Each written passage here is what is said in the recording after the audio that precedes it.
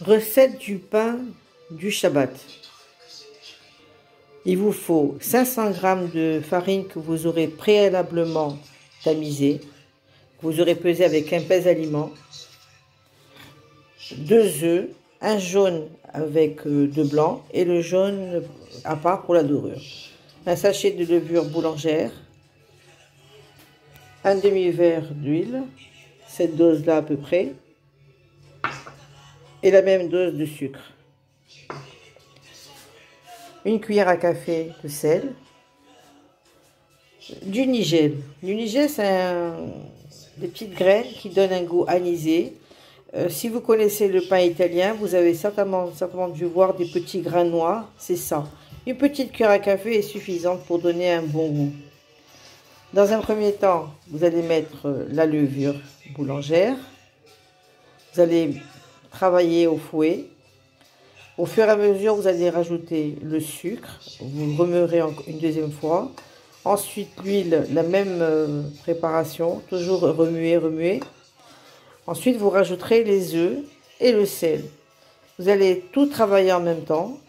Et vous rajouterez de l'eau tiède au fur et à mesure pour ramasser la pâte.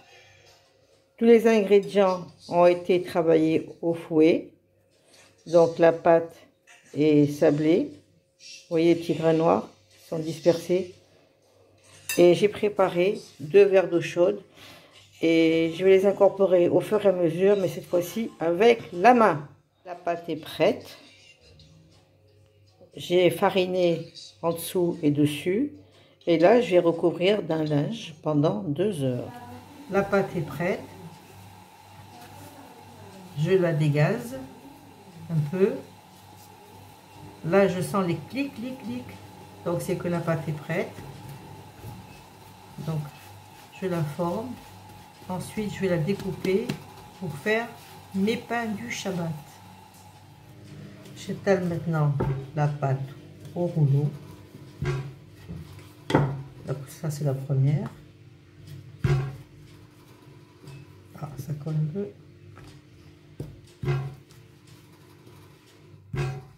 Voilà.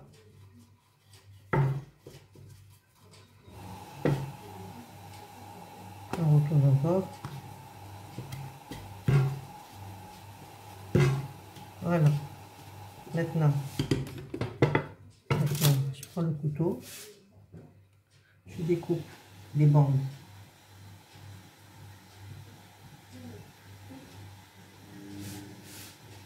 Ensuite, je roule. Et voilà. À peu près c'est ça. Je vais le mettre sur le plateau.